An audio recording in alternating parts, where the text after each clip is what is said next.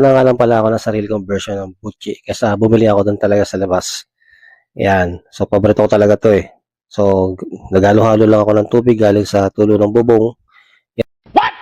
Yan. Kaya ganyan yung kulay niyan. Kasi nga galing sa tubig ulat. Tapos, hinaluan ko na siya ng harina. O bahala kayo. Kung starch, pwede rin siguro. Tapos, kinamay-kamay ko na. Binaboy-baboy ko na. Ayan.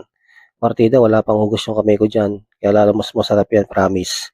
Tapos niyan, binola-bola ko. Ayan, bola-bolahin lang. Parang kagaya ng ginawa ko kung paano ko napasagot si Milab. Binola-bola lang. Ayan. Yeah, boy. Hindi ko na masyadong ginalingan sa pagbola-bola kasi nga naman, ako lang din naman yung kakain. Tsak yun. Sigurado masarap naman to. Ayan, pwede rin pambenta. Habang piniprito ko to, gumawa na nga pala ako ng sausawan. Gumawa na ako ng suka, toyo, tapos sili. Nilagyan ko rin ng paminta. Kasi, hindi siya mukhang butchi eh. Mas mukha siyang nuggets. Kaya naman, nung tinigman ko na siya, isa lang talaga masasabi ko. Hindi siya masarap.